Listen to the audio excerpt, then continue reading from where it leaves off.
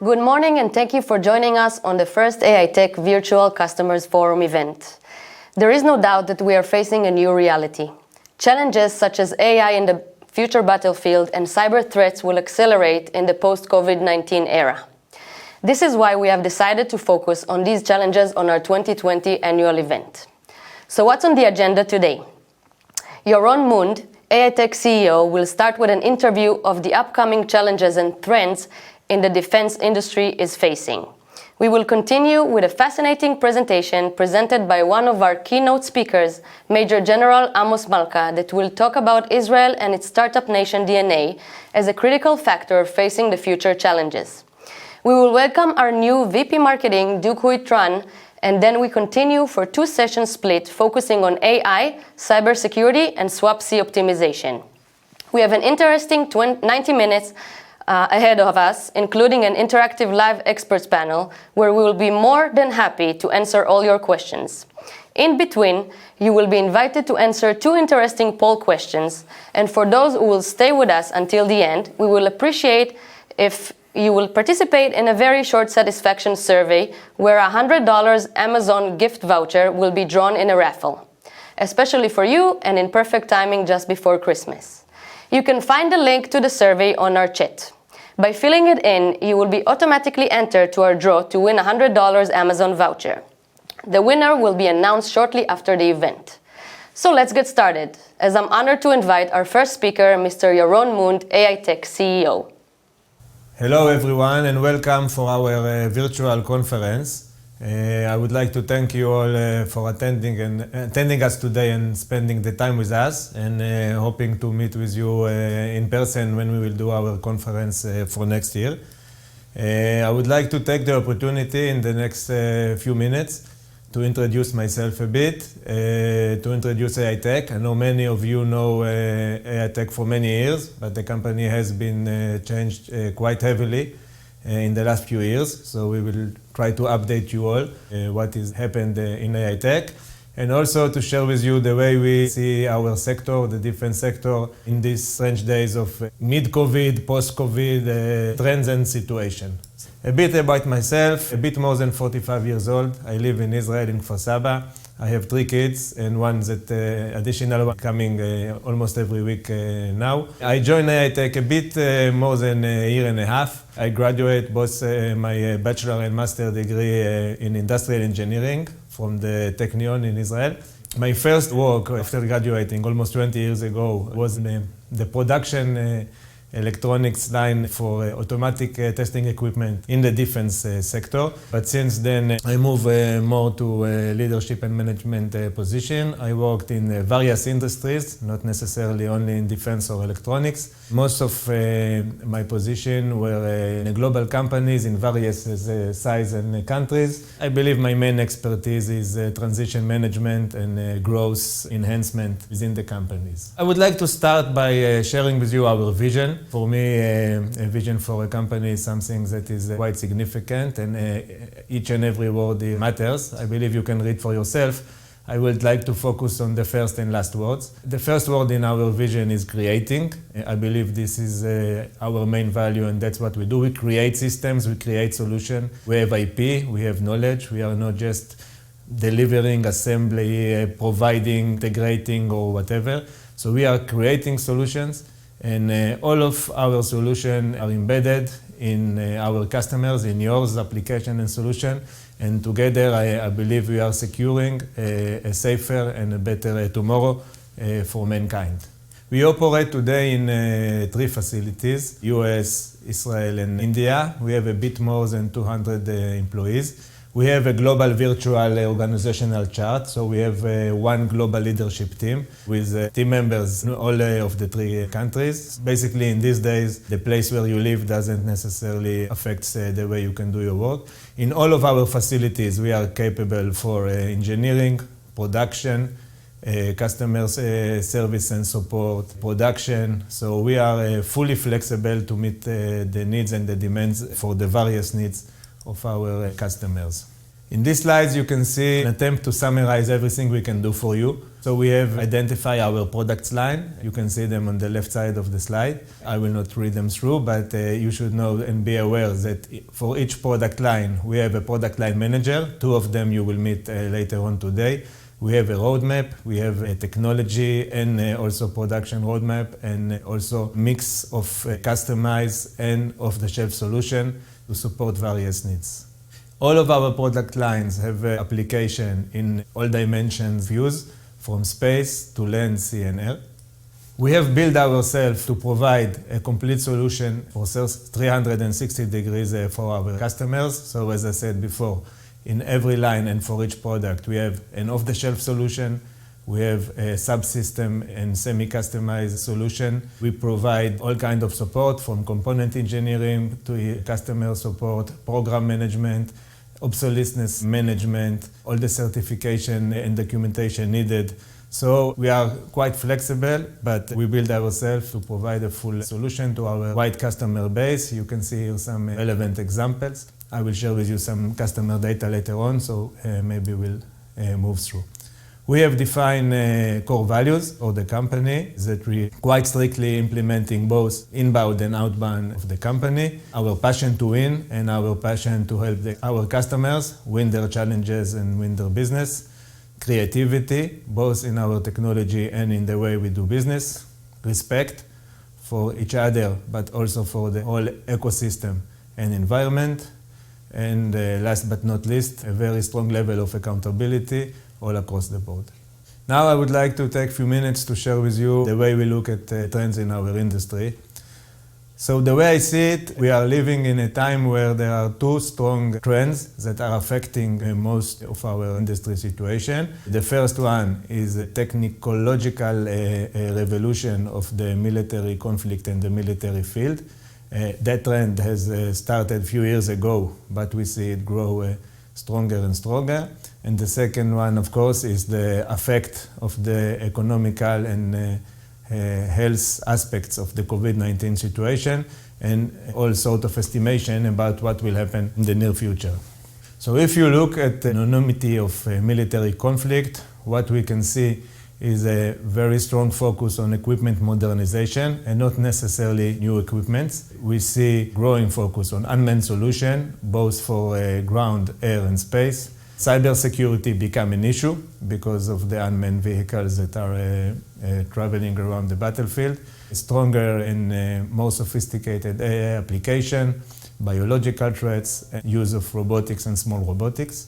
We see space becomes more and more relevant also for defense application, and especially the LEO, the lower space orbit.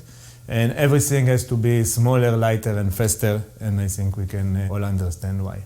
If we look about the effect of the COVID situation on our economical, so first thing to say that at least until now, global spending in defense remains stable, so we haven't seen a big decrease. Also forecasts for 2021 seems the same, but we all have a very high level of uncertainty, so that might change. Even though the spending is stable, the competition level is increasing for various reasons. I think one of the main reasons is the defense side became more attractive because the commercial sides of aerospace, as we all know, has less spendings and fundings. So companies in the past tried to compete in both arenas are now putting all the focus on the defense side. We also see an increased use of open system architectures that also supports the level of competition that is increasing. Lack of cash make the focus on modernization of equipment even stronger, so more and more governments will invest in upgrading platform rather than introducing new platform to the market. Cash being spent on recover from the COVID might require new ways of fundings, so I think all of us will be forced to be more creative in the near future, and supply chains becoming an issue.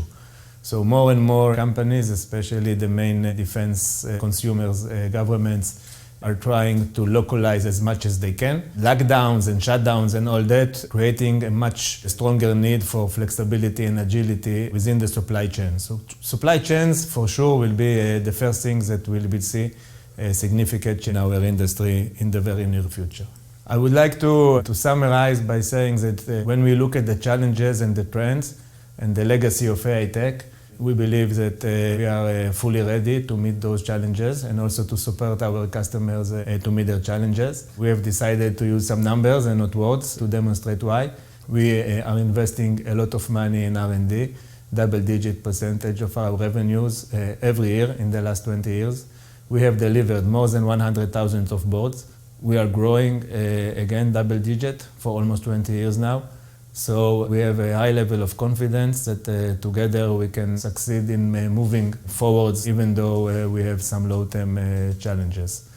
Thanks again for joining us. Hoping you will have an interesting and fruitful seminar, and hoping to see you in person very soon. Bye-bye.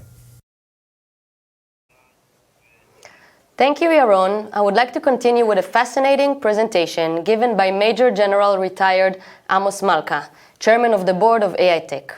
Amos will talk about the Israeli startup nation DNA as a critical factor facing the future challenges. Major General Amos Malka had retired from the IDF in 2002.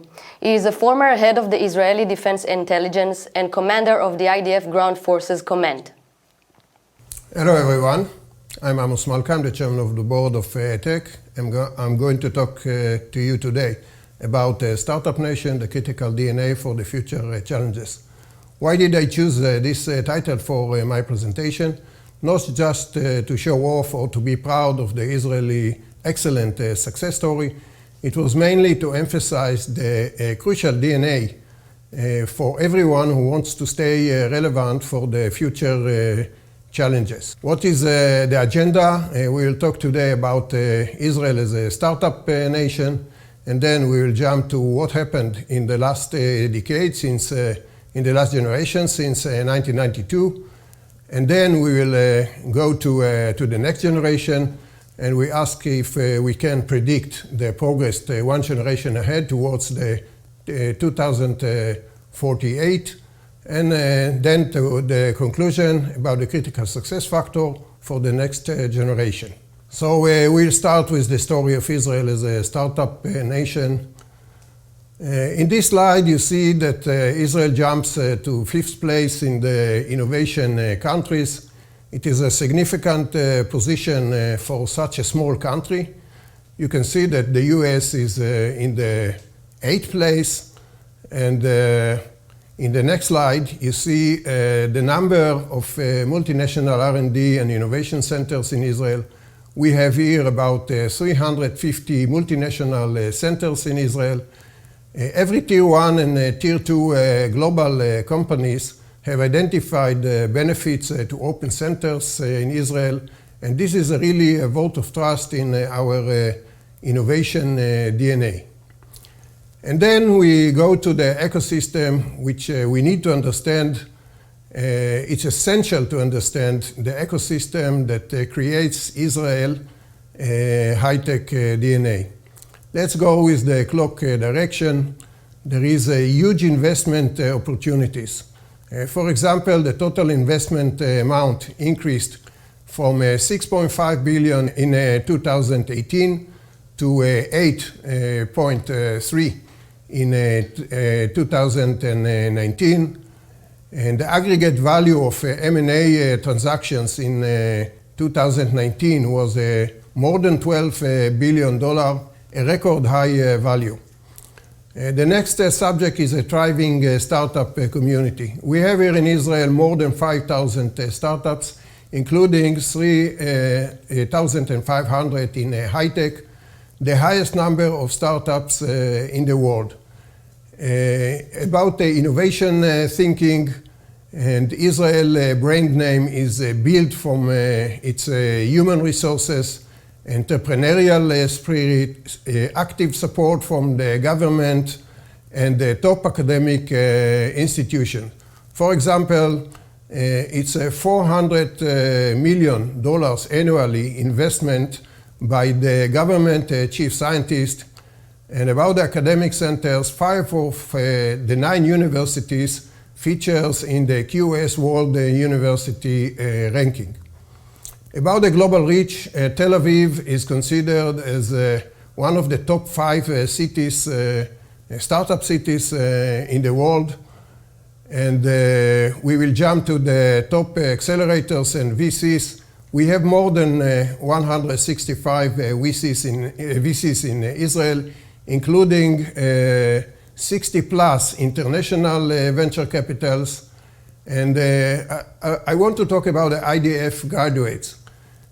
Financial Times article described Unit A200 that I'm sure that most of you know, probably the foremost technical intelligence agency in the world, and stood on a par with the NSA in everything except the scale. And if you walk in the Silicon Valley, you will find hundreds of IDF graduates, including in the top global companies, all the Googles. Now let's see the exits, the number of exits. So you see that in the last decade, the total value of deals, more than 1,200 deals, throughout the decades was more than $110 billion. And if you take the last 3 years, 2017 to 2019, the value was 58 billion, mainly due to 2 mega deals, which Intel paid more than $15 billion to acquire Mobileye, and NVIDIA paid more than almost $7 billion to acquire Mellanox. And then let's see the top acquiring companies. So you can see all the top tier 1 companies. You can see Intel, Google, IBM, Microsoft, Facebook, Amazon, all the big companies are here in the acquiring Israeli companies. So now, what are the major domains? This is only a sample of the major domains, but you can see the agri-tech, the water tech, the auto tech, the artificial intelligence, the telecom, defense and security, medical devices, digital health, cybersecurity, cyber intelligence, fintech, computing power, and more and more and more. And let's go to some of the domains, and we see some examples. The first one is the autonomous and smart mobility. This domain is close to Aitech territory because it deals with vehicles. And Aitech deals with vehicle as well. So what we see here, we see more than 500 different companies, startup companies in the e-mobility, in the autonomous vehicle, in the smart mobility and the vehicle technology, which is a main domain. And you can see in this slide, you can see the sharp growth in the last 6 or 7 years, which is almost unheard of.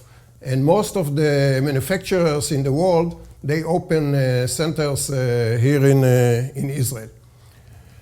Now we go to the AI.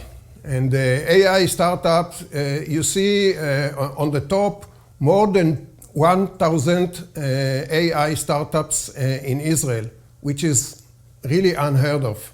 And for me, AI is not just a domain name, but rather a kind of umbrella name code. That is because AI is embedded in dozens, maybe hundreds applications and solution, and probably will be embedded almost in every domain in the future. And you can see here in this slide, you can see the distribution sectors. You can see technologies, applications, hardware, and all these applications. So you understand that AI is almost in every sector. And then we go to the cybersecurity landscape. You know that cybersecurity maybe is one of the major leads of Israel in the world. And it's another umbrella name code. And you see that we have more than 250 different startups, and some of the leading companies in the world, such as Checkpoint, CyberArk, Imperva, Palo Alto. And cybersecurity is another technology which must be embedded in every technology solution and application in the future. Now we go to the last generation, and we start to understand if there is someone who could have predicted in 1992, one generation back, what will happen in the next generation towards the 2020. And you can see here that computer communication has started in 1992. And it was the first steps of the internet, the first steps of the emails. And you see that the mobile phone, 1995. And this device that you see in the slide was considered as a joke in Israel as a cold weapon because it was too heavy. And then you go to all the Googles and the Facebook and you see it's the late, it's 1998 and Facebook in 2004 and Twitter in 2006 and YouTube in 2006. And then all the smartphone and the navigation system and the cloud computing, which came out towards the end of the 2007, 2010. Can we imagine the life today without the WhatsApp? I'm sure that we cannot live without the WhatsApp. And what is the big data? Big data, it's since 2010, and today we cannot understand almost anything without understanding the big data. And in 1992, big data was not even a name, was not even an idea, was not even a vision of someone. And then, of course, we go towards the 2020. We see the autonomous vehicle. We see all the Zoom meeting from Skype in 2004 to Zoom in 2020. So it's a very significant progress. Now we ask if we can predict the progress one generation ahead, and you know that one generation is towards the 2048. I think that even the most brilliant and creative people are not even close to predicting what happens in 2048, even though we should try to identify a few critical enablers that we will not be relevant without them. And let's see some of them. So we will start from information.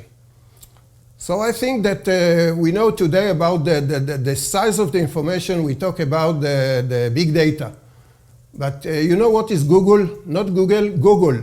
Google is 10 to 100 in power compared to today. And I think that we will be there. We will be there very, very soon, or not very soon, but towards the end of the next generation, we will be there. And then we go to the connectivity. Everything will be connected. Everything will be connected.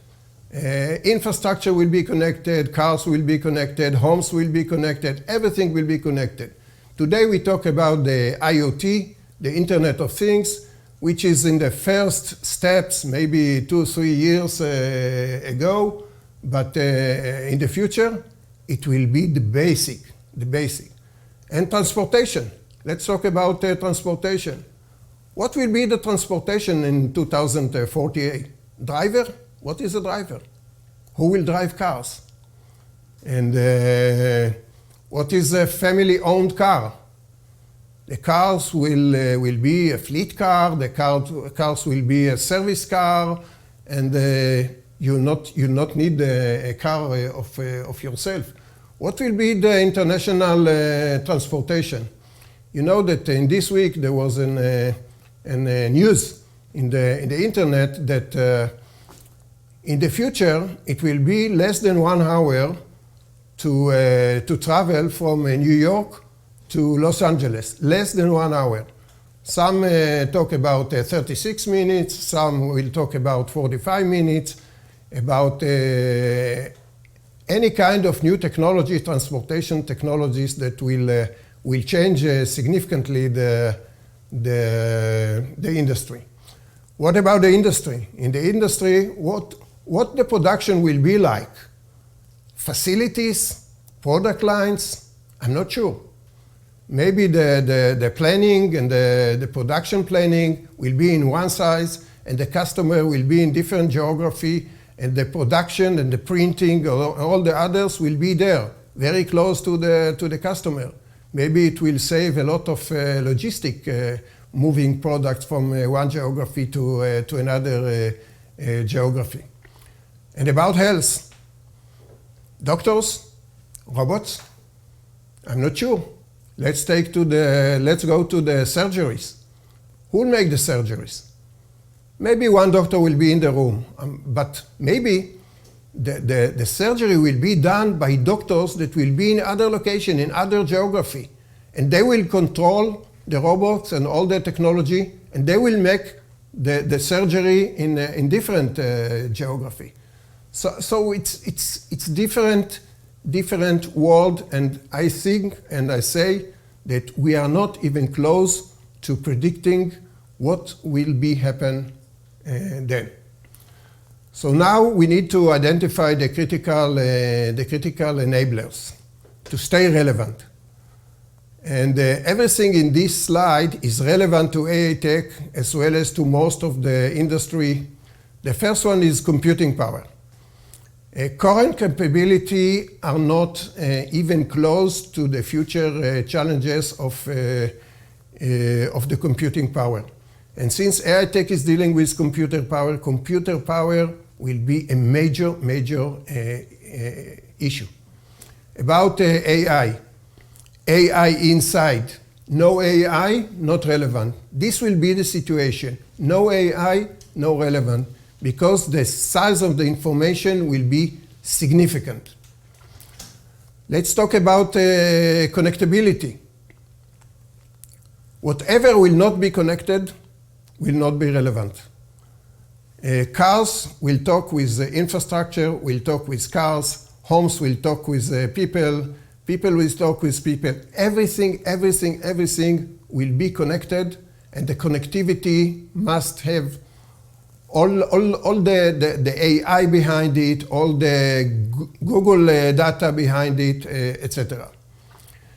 About the Google data analytics, it's just a buzzword, but someone or some people or some countries or all the startups will have to create the next generation and the next generation of the big data analytics. And the last but not least is the Startup Nation DNA.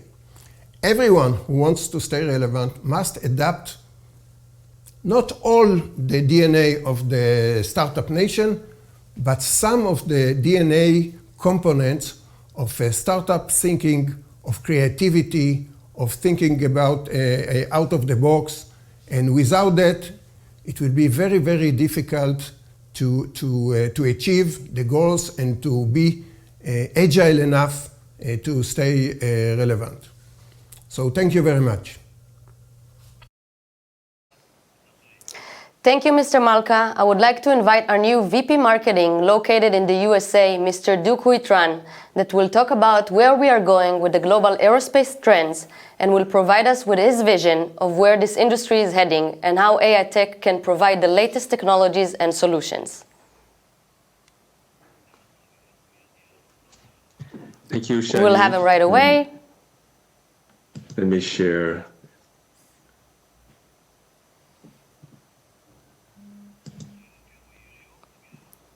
Can we hear you, Duke? Yes, can you hear me? Yes. And you can see the presentation as well, I hope. Yes, we are seeing it. Okay, great. Hello, everyone. Thank you for the introduction, Shani, and welcome to the customer forum. I'm live here from Burning, California. And so I'm going to be talking about some of the future trends. You've heard from Yaron, some of the company. You've heard from about some of the future trends just now. But I'm going to be talking a little bit more specifically about our industry and where we're going, the army of the future, and all these things. Okay. So you've seen this slide from Yaron, who talked about the post-COVID world. And I'm not going to go through them again. but we are dealing some of the challenges, the economic challenges, and the growing military conflicts. And if you combine all of that with some of the future trend, the army of the future, you can really start to dive into some of the trends that we see for the rugged computerized industry. So some of the things that we see in the army of the future is some of the things that we pulled out that affects us is the first thing is rapid, effective decision making. What this one means is the complexity and the speed of the battle space is now beyond the cognitive capacity of humans. Basically, what it means is humans are no longer intelligent enough to be able to make decisions fast enough in the combat. And the requirement for artificial intelligence and predictive analytics is required to be able to do that. Another thing that the army of the future that we see is resilient information sharing. And this is the ability to withstand any attack, and it relies a lot on the performance, high performance of electronics, of a robust connectivity, and this drive a lot of some of the satellite, the space technology, the boom that we're seeing. So resilient information sharing, this is another one that we see. And the third one is global persistent awareness. And this is about information superiority that relies on the low-cost sensors distributed to multiple platforms. And the idea here is to have the information that is everywhere and is redundant. And so you have a multiplication of the same information everywhere. So if it gets denied in one area, it's available in somewhere else. And the fourth trend we see in the military army of the future is what's called complexity, unpredictability, and mass. What this means is you have the military, the Air Force today, relying on very expensive systems that is supplemented by a large number of small unmanned system that's unpredictable, that has a more critical mass. And again, this is rely on the artificial intelligence, low-cost sensor, network communications. And so you can see that artificial intelligence and network sensor is kind of pretty prominent in all these things. What that means in terms of implications for the ruggedized computing industry is that, to state the obvious, is ever-increasing need for computing power, and we've just heard that just now. The adoptions of artificial intelligence. So you see some of the trends that is on the society as a whole is also the trends in the aerospace and militaries. We see the rise in parallel computing, things like GPU. That's why it drives the need for a GPU. You see the additional protection against cyber threats. Once you have all these systems connected, cyber threats becomes very prominent. You have SWaP-C optimization, size, weight, power, cost. These things are all already very important, but it's going to be even more important in the future when you think about all the unmanned systems that are being deployed. Some of the standardized standards, such as SOSA and phase, that is a standard that came out of the Department of Defense in the US. And the driving factor for that is to reduce costs and increase the speed of development. Localizations of production. And finally, we see COTS in space.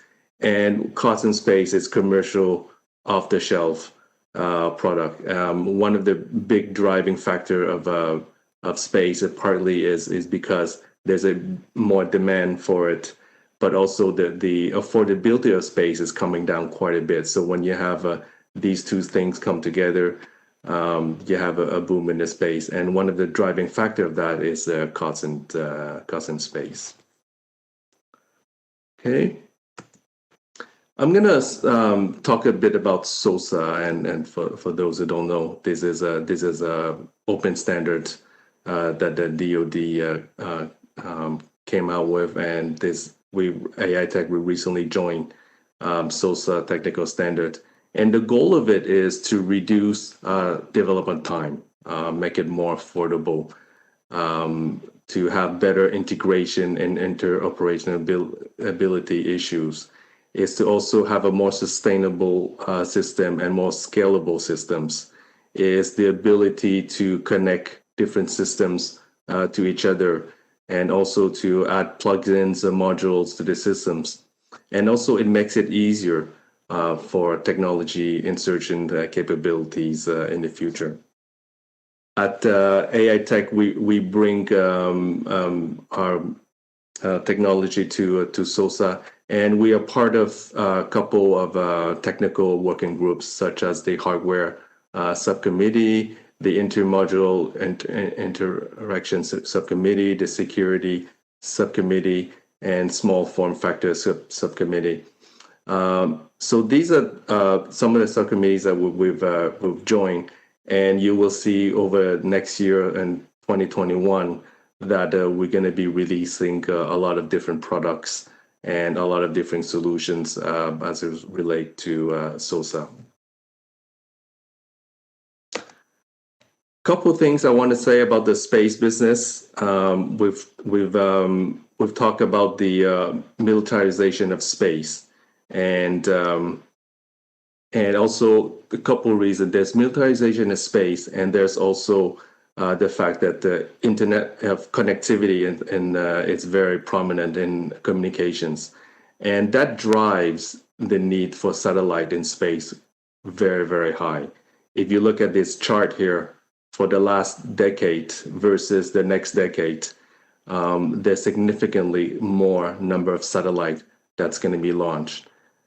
We expect to have over 1,000 satellite by 2025. This is only a few years from now. And this is a result of a greater demand for space technology, but also because of the lower cost of accessibility into space. You have the launch cost that's gone down, but also the cost of electronic has gone down. And things like COTS in space, this is something that Aitech we pioneer some 30 years ago that drive the cost of COTS down quite a bit. Just to leave you with a couple numbers on the COTS in space. The big thing is it's much more affordable than a custom systems. In the past, oftentimes when you build something, you build it one time and it's a custom. So you can look at something like 90% cheaper than the custom solutions. It's also lower risk systems. Is for example at Aitech, we've have about 30 years of space pedigree with trillions of miles flown without a single failure, which also means it's more reliable than customs. When you have a COTS, it's more reliable as well as more affordable. And also in terms of development, it's also a lot faster to develop. We are talking about an order of magnitude of 10 times. We're talking about system in months as opposed to years. And so you can see the benefit of COTS in space is very significant. And at Aitech, we have two major business. One is in military and aerospace, and the other one's it's space. And we use our know-how to achieve some of these things. Okay. So thank you for listening. That was a very short look into the futures. As you can see, the trends. It's a very clearly laid out between the three of us. And I'll send you back to Shani. Thank you very much, Duke, for an interesting session. You are welcome to stay with us for the next expert panel, where we will be addressing more valuable questions that we are all facing. This is also a good opportunity to invite you to send us your questions on chat or through the Q&A. At this stage, our event will split into 2 sessions. First is AI, in which Dan Moore, Aitech GPGPU Product Line Manager, will present 2 lectures. The first one will talk about deep learning in a nutshell, and the second will provide you with an AI post-COVID-19 use cases and new solutions. Second session is cybersecurity and swap-C optimization, in which Boris Bayer, Aitech VP R&D, will present the cybersecurity from development to deployment in the new reality. And then Alex Trigub, Aitech SBC's Product Line Manager, will present more for less swap-C optimization post-COVID-19. Before we are adding to our new 2 sessions, I would like to ask you to stay with us and come back to a general assembly session where we will have a fascinating lecture called The Search for Life in the Solar System. It will be presented by Michael Kaplan, Principal Consultant at Kaplan Astronautics, followed by a live experts panel that will answer your questions and more. Now please join us, open the chat, and link to your preferred session. Hi, my name is Dan Moore. I'm a product line manager for GPGPU and graphics at a Aitech company. The first talk will be deep learning in a nutshell. Let's see agenda. Deep learning in a nutshell. How GPU works, CUDA fundamentals, deep learning in a nutshell. We will start with how GPU works. In the middle you can see a typical computer, the central processor unit and a memory. From the left you can see an input. Input can be keyboard, mouse, or any kind of peripheral device. Output can be connected to external monitor. How a CPU works? The central processor unit is a collection of million transistors. Basically, a CPU best for the serial processing. Modern CPU can parallel process for some activities, but they are not originally designed for. How a GPU works? GPU from the beginning was designed for parallel processing, performing many tasks in parallel. In this example, you can see how each pixel in the image frame handled by GPU in parallel. For each pixel in the image, we want to calculate pixel color and its coordinates. All this should be done in parallel in order to render image as fast as possible. Now imagine you want to move 3D image in space. How many calculations for each pixel in image should be done? Imagine we need to do it in serial instead of parallel. CPUs and GPUs. CPU and GPU working always in parallel. However, GPU features massive parallelism and designed for more specific computations. CPU have large instruction set, which allow them to perform a wider range of tasks. A system will typically have at least 1 CPU and 1 GPU, and they will always work in parallel. Let's see an example of pizza delivery. We can try to demonstrate a CPU sequential computation as an example of pizza delivery. Delivering a pizza in this case will be done one by one pizza at the time, from one house to the last in the chain. Now let's see how pizza will be delivered by GPU. Imagine you have in each delivery point and delivery person. When ready, all the team will start delivering process and will be done in parallel and not one at a time. GPU is actually perfect for AI, deep learning, and big data analysis because AI used so-called neural network, which takes multiple inputs, has multiple hidden layers, neurons and nodes, and then provide outputs. What NVIDIA found is that a parallel processing on GPU is perfect for these neurons on hidden layers on multiple inputs. So GPU can run AI faster than CPU and trading them in parallel. AI and deep learning is sweeping across industries. We can see the AI in internet service industry, in medicine, media and entertainment industry, security and defense, autonomous machines. Let's talk about CUDA fundamentals. Accelerating computing growing rapidly thanks to CUDA features offered by NVIDIA.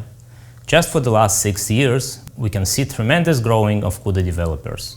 As an example, for today, all top HPC applications are GPU accelerated. CUDA now is powered today most fastest supercomputers.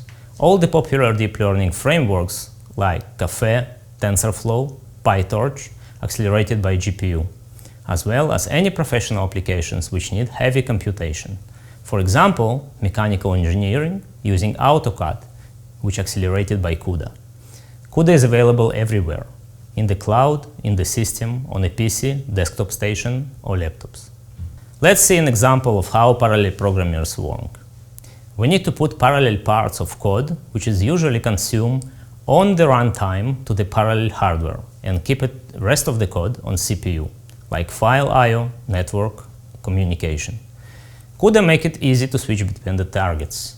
This means we would like to identify which code is running most of the time and how we can make it work in parallel. Then we can move this code to GPU. It's called offloading, and free CPU to other I/O tasks, or so-called mission-critical applications.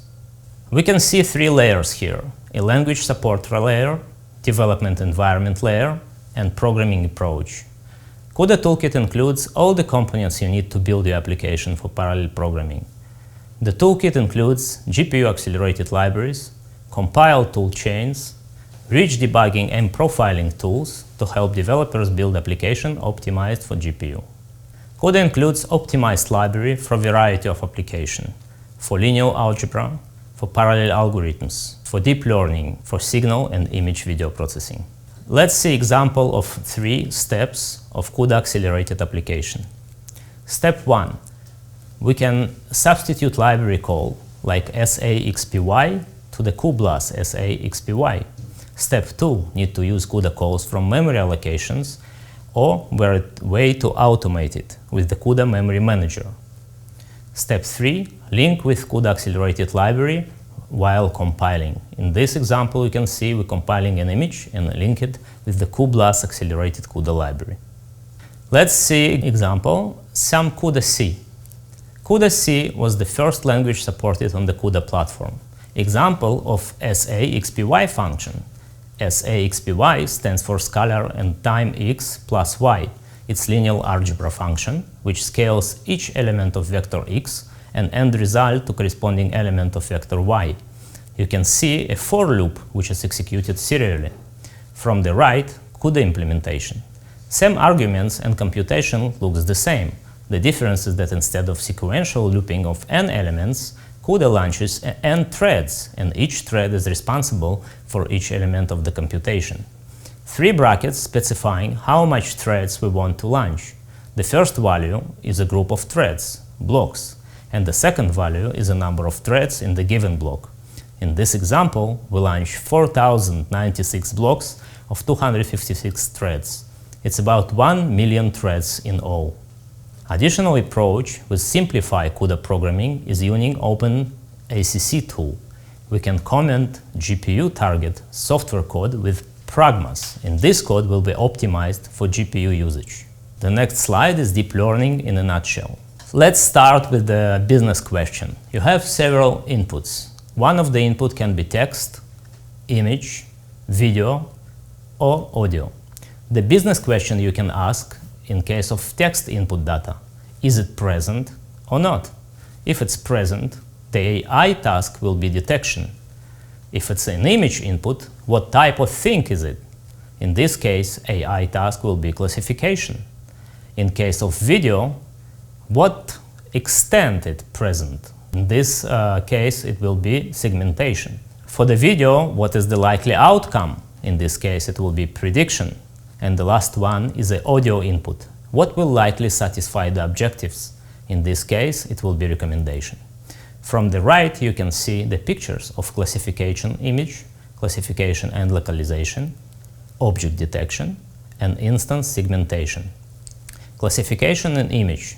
It takes an image as an input and outputs the classification label of that image with some metrics: probability, loss, accuracy. For example, an image of a cat can be classified as a class label cat, or an image of a dog can be classified as a class label dog, with some probability. Detection. Object detection algorithms acts as a combination of image classification and object localization. The last one is a segmentation. Image segmentation is the further extension of object detection, in which we mark the presence of the object through pixel-wise mask generated for each object in the image. The good example in our market, it's a defense market, it's surveillance and security, face recognition, object tracking, actively recognition, and so on. This will be very intense, so please stay with me, guys. Let's take a look on how deep learning works in practice. Let's say we want to automatically identify a variety of different animals, which is classification task. The first step is to assemble a collection of representative examples to be used as a training dataset, which will serve the experience from which deep learning network will learn. If you need only to classify dogs and cats, you will need cat images and dog images in your dataset. In this example, you will need several thousand images, which are labeled if it is a cat image or dog image. The first step, we will take untrained model. The next, you will need a deep neural network model. Typically, it will be untrained deep learning network model designed to perform general tasks like detection, classification, or segmentation on a specific type of input data like images, text, audio, or video. Here you can see a very simple model of untrained neural network. On top of this model, there is a layer that has 4 input nodes, and at the bottom there is a layer of 2 output nodes. Between the input and output layers, there are a few so-called hidden layers with the several nodes each. White lines show which layers share this result, with nodes in the first hidden layer and so on, all the way down to the output layers. You may hear that the nodes refer to us as artificial neurons or perceptrons, since their simple behavior inspired by neurons in the human brain. A real deep neural network model will have many hidden layers between the input and output layer. This is why it's called deep, but the simplified representation here is fine for this example. Keep in mind that the design of deep neural network is what makes it suitable for particular task. For example, the best models for classification are very different from the best model for speech recognition. The differences can include the number of layers, number of nodes in each layer, the algorithm performed on each node, and the connection between the nodes. Many general models are already available for classification, object recognition, image segmentation, and several other tasks, but it's often necessary to modify these models to achieve high level of accuracy for the particular dataset. So computation is required to train one version of the model multiplied by number of models that need to be evaluated. All this processing required tremendous computation power, much of which can be performed on cloud, which can be performed in parallel, which makes it ideal to accelerate it by GPUs. Let's see second step, training. Once you choose a generic model and you have a dataset, you can use deep learning framework like Caffe2, TensorFlow. These frameworks used to feed your dataset through the neural network. For each image that is processed through the neural network, each node and output layer indicates how confident is the image is a dog or a cat. In this case, it's only 2 options. So we have 2 nodes on the output layer, one for dogs and one for cats. When the final output is sorted from most confident to the least confident, the result is called confidence vector. The deep learning network then looks on the data labels and check if it gets correct answer. If it guesses correctly, the network strengthens the connection, which contribute to correct answers, and vice versa. The network reduces the weights that contribute to wrong answer. After processing entire dataset once, neural network will generally have enough experience for the correct answer, a little more than half of the time. It will require additional several rounds of processing of entire dataset to achieve high level of accuracy. There are many different neural networks to choose from. Each have their strength, programming languages, but they all GPU accelerated using CUDA, a deep neural network library, cuDNN, and other libraries from NVIDIA Deep Learning SDK. The third step, adding new capability.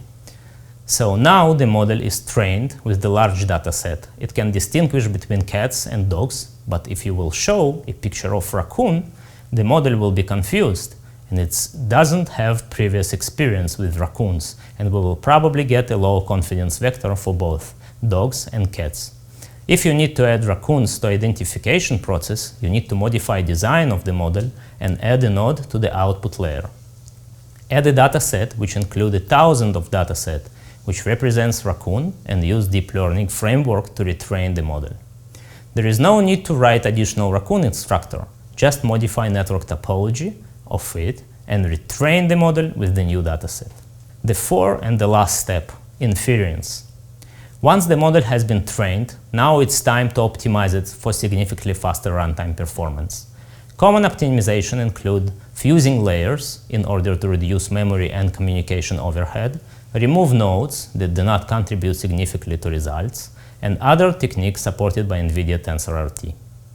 Now we have fully trained and optimized model that is ready to be integrated in the application and feed it with images of cats and dogs, which is never seen by this model before. It will be able to quickly and accurately give correct answer based on its training. And the application can be displayed on GPU-accelerated platform, in the cloud, on a local workstation, on a robot, UAVs, and so on. Let's summarize what we learned today. We talked about how GPU works, we talked about CUDA fundamentals, and we talked about deep learning in a nutshell. The second talk will be AI GPGPU, post-COVID-19 trends and solutions. Let's see our agenda.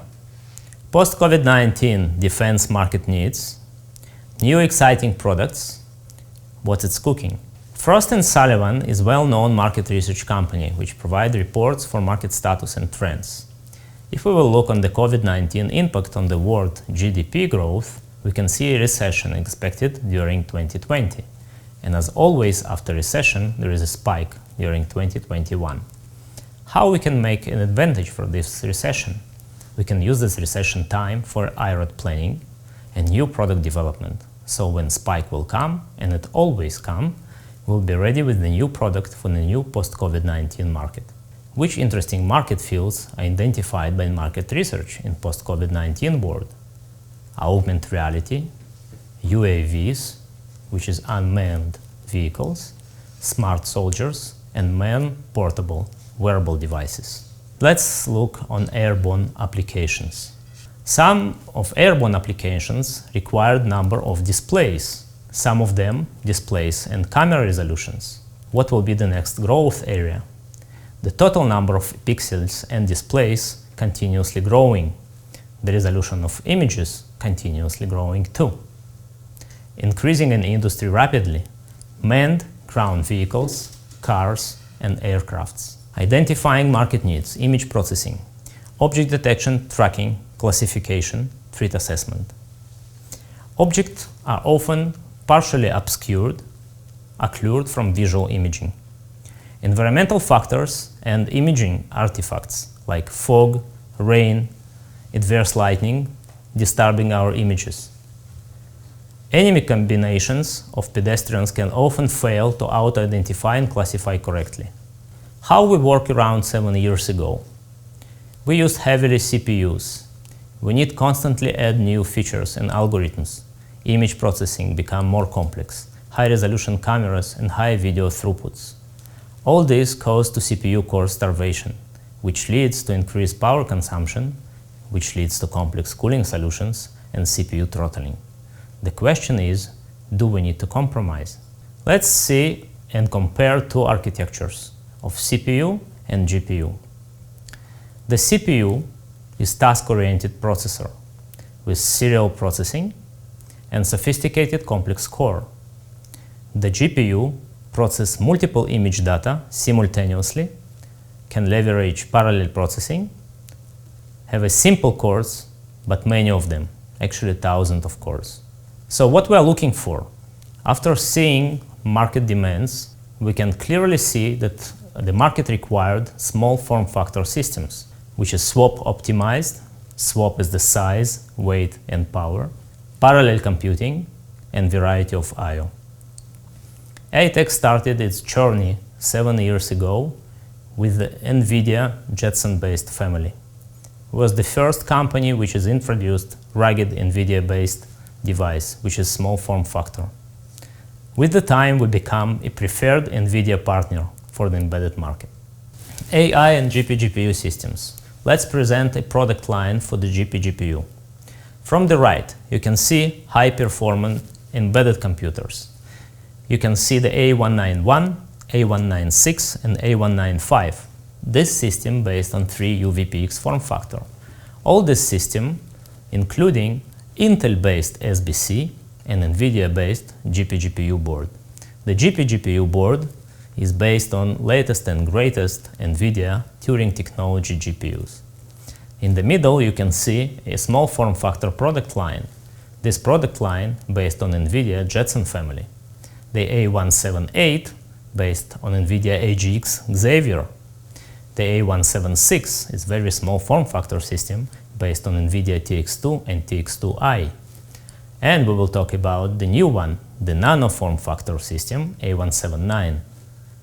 This one will be really greatest product. AI and GPGPU boards. We also developing a 3U GPGPU board based on NVIDIA architecture. The latest C530 supported NVIDIA Quadro architecture, T1000 and RTX 3000 GPUs. We have also XMC and PMC AMD-based GPU boards. These boards perfect for real-time operating systems like VxWorks and Integrity. We are working on the new generation board M599, which is based on the latest AMD E9171. The next line is a frame grabbers. The first one is XMC frame grabber with 8 simultaneously composite inputs, which is low power. The second one is XMC digital and analog frame grabber, which takes analog outputs and inputs with the low power consumption.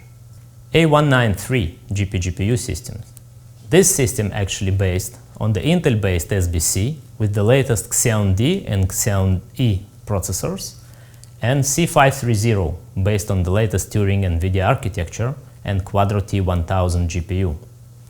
As we know, every GPGPU system based on Intel platform always based on SBC and GPGPU. The system coming with the cold plate cooled solution and convection cooled. We are also providing developer kits for the software development, which include cable breakout and the power supply. This is high-level block diagram of A193 system. You can see in the middle SBC with mounted frame grabbers 577 or 571, onboard SSD. You can see C530, which connected through the PCI Express, and you can see the power supply and 2.5-inch internal SSD storage. The next product is A178 Thunder. It's rugged GPGPU fanless AI supercomputer. This supercomputer is actually based on the latest NVIDIA AGX system on module. This is very interesting product. Has NVMe SSD with quick arrays and secure arrays, removable SD storage. This product is environmentally sealed. Let's take a look on this product in close-up. This is A178 product. See how small is it? You can see the circular connector on the front panel.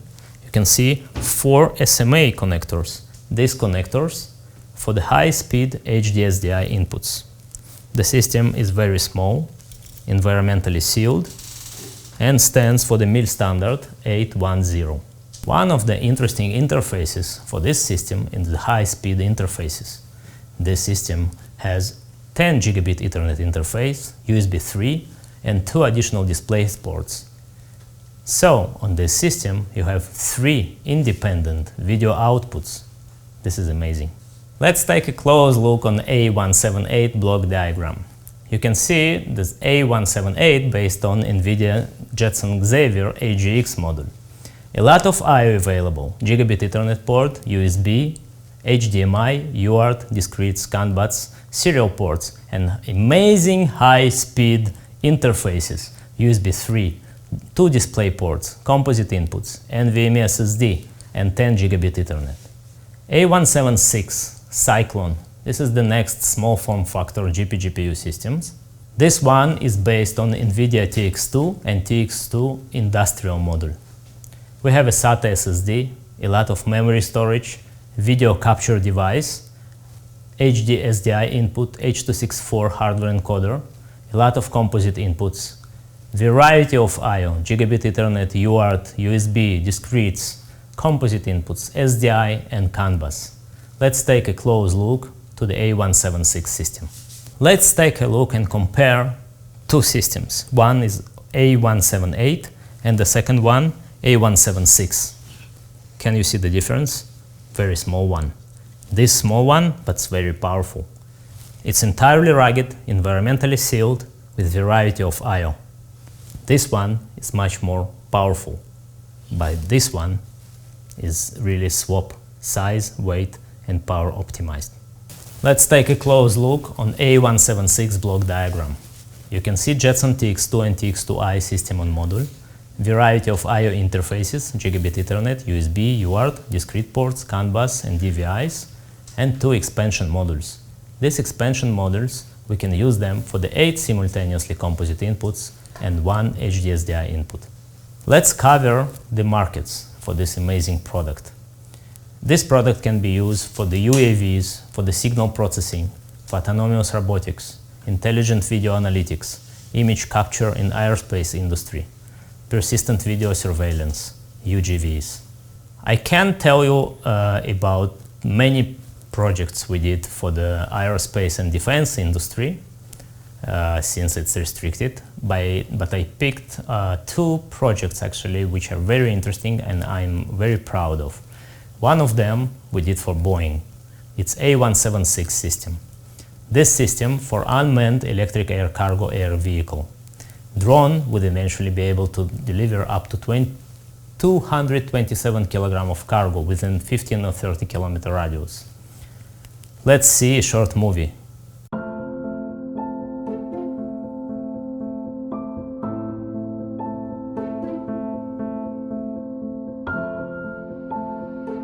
When I saw it take off, I was inspired by it. This team of Boeing engineers was able to do the impossible and deliver a prototype.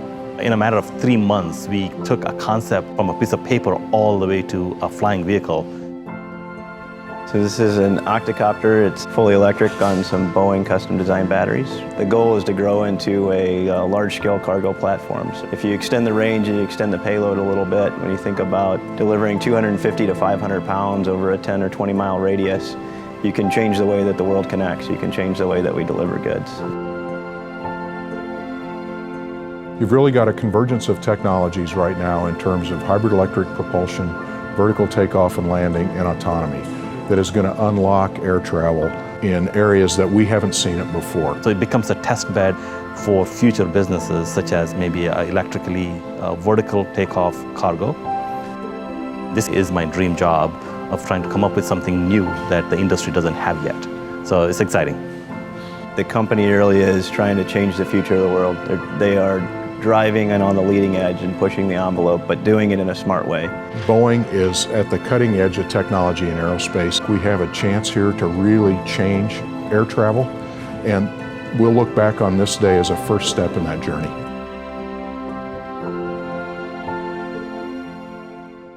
The next project we will present is based on A176. We did it for NASA. This is the first project we've done for space. Low Earth orbit flight test on inflatable decelerator, lofted, delivery of heavy payloads, experiment equipment, and people to destination with atmosphere. Lofted acts as a giant brake by deploying a large inflatable aeroshell and deployable aeroshell protected by flexible heat shield before entering the atmosphere. Which application we targeting with A176, A178, and actually all other small form factor GPGPU systems. GPGPU rendering, navigation and maps, CUDA-based algorithms, image processing, which are CUDA accelerated, radars, flight simulators, video recorders and streamers, surveillance, autonomous vehicles and drones, smart cities, GPGPU extensions to existing systems. Let's talk about what is cooking right now at Aitech R&D department. A179, it's a new nano form factor GPGPU. It's actually AI supercomputer. It has a nano form factor, about 17 watt max, based on NVIDIA NX or latest Nano. Weight is less than 500 grams. Look on the size, it's very small, it's 10 by 5 centimeter. we are providing software and hardware add-ons for this system. Which market we are targeting? Smart soldiers, wearable devices, avionics, naval, ground mobiles, UAV, and of course, the industrial market can benefit from this product too. Smart agriculture, drones, and surveillance. Let's take a look on the form factor of this system. This will be actually very interesting. Remember these two? So this one, A178, based on NVIDIA AGX Xavier. This one is a very small form factor based on NVIDIA TX2 and TX2i. How small this small form factor system is, right? Now let's talk about A178. So A176 is very small, right? But we want to target to wearable device. So how about this one? This one is truly nano form factor. It's perfect for the wearable device. It's perfect for the UAVs, drones, and many other defense applications. Let's take a close look to the A179 Lightning Nano AI supercomputer. It's based on NVIDIA Xavier NX and Nano, variety of I/O available, Gigabit Ethernet, USB, MIPI, four MIPI CSI video inputs. It's amazing. One HDSDI, serial, discrete, CAN bus, USB 3 interfaces. We have M.2 for SSD, NVMe SSD, and removable microSD. Actually, we're also taking PCI Express 4 lanes to the output connectors.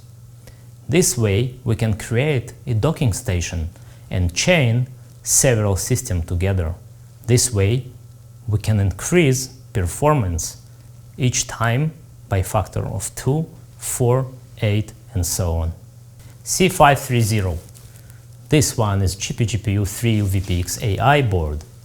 We're creating also an option for SOSA US market. This 3 UVPX board, based on the latest NVIDIA Turing architecture, RTX 3000 and NVIDIA Quadro T1000. 4 video output channels, PCI Express with 16 lanes. This is very powerful board. And 599, based on the latest Radeon E9171 Polaris architecture. This board is perfect for real-time operating systems like VxWorks, Integrity, Windows and Linux, of course, also supported. Up to 4K video outputs. This one is really great board.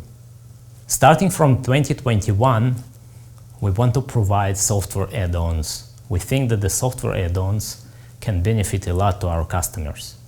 Let's take, for example, a health system. These software add-ons can constantly monitoring the health of our boards and systems. AI encode.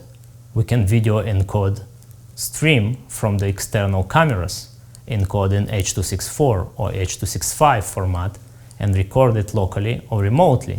We can also stream this video to the outside board. AI detect.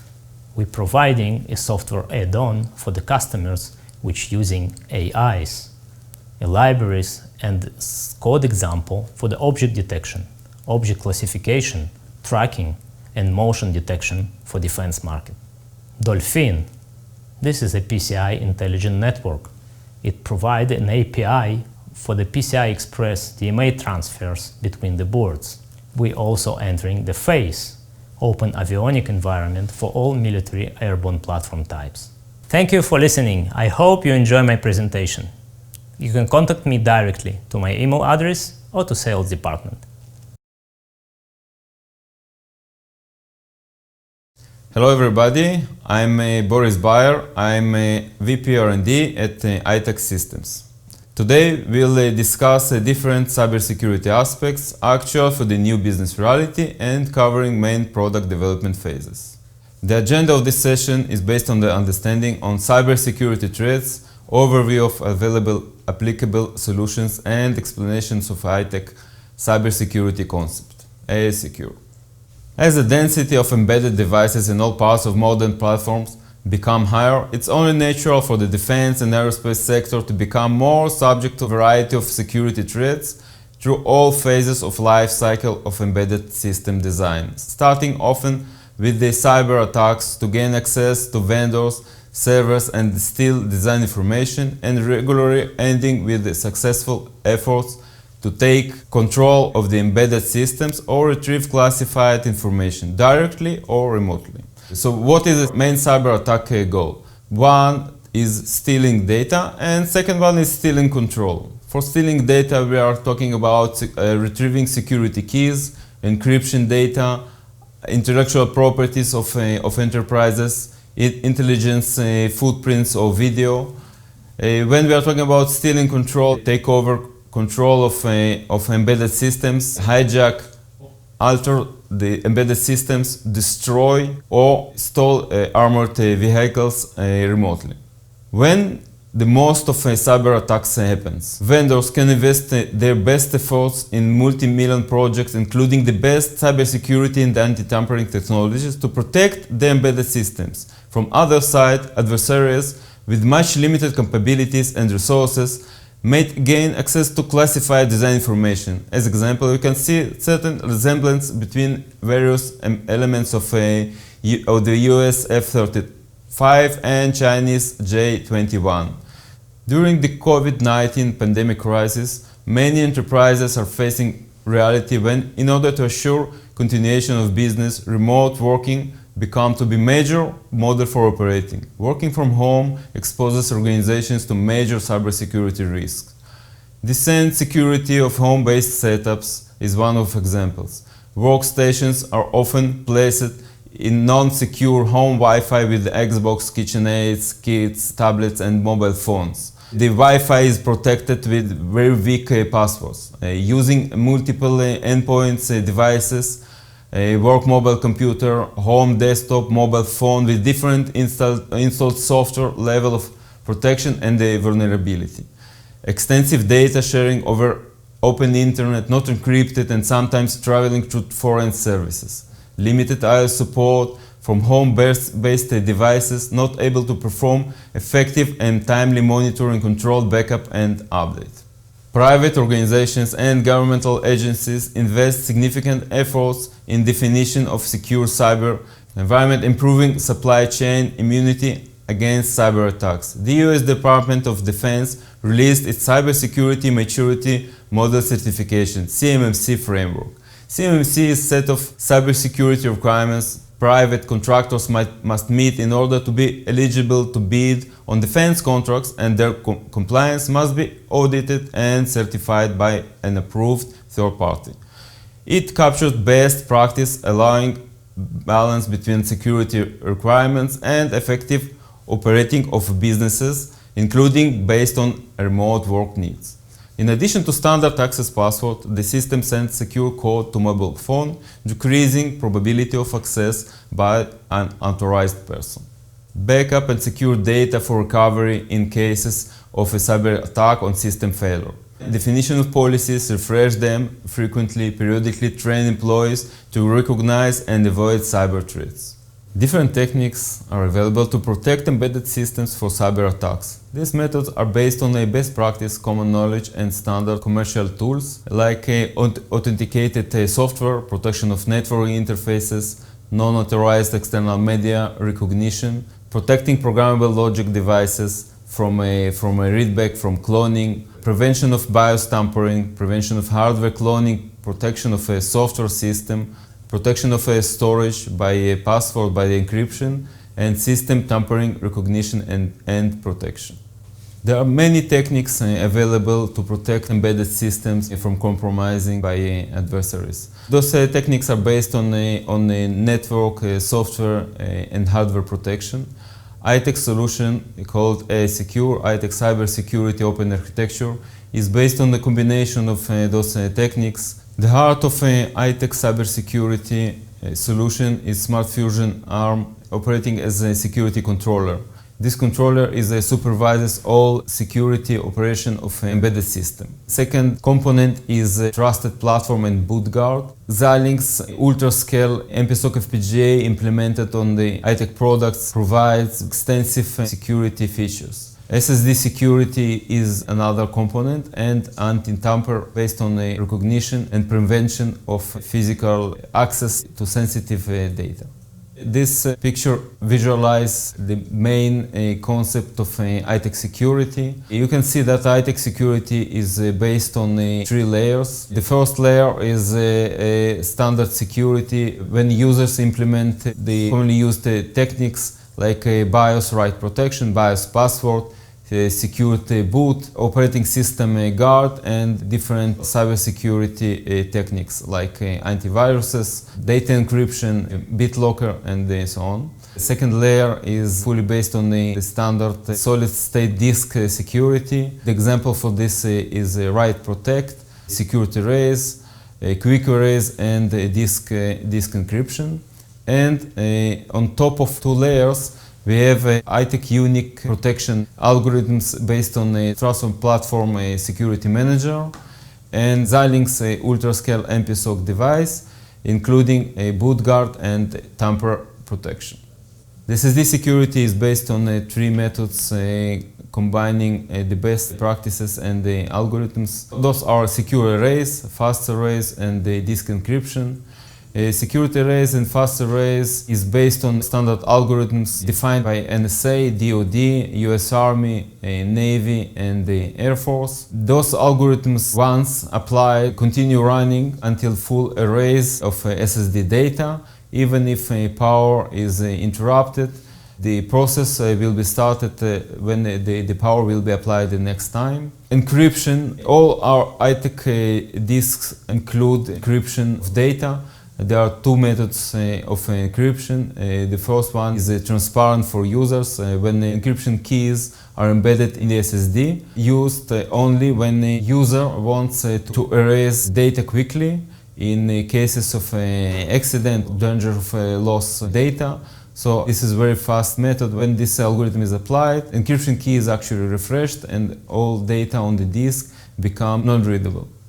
The second method comprises of external security key, when operator must enter a security key every time when the power is applied to disk in order to open it and make it available for read and write operations. Xilinx Zinc Ultra-Scale MPSoC is implemented on Aitech main processor boards in order to provide to customer powerful and flexible platform for implementing of their security algorithms.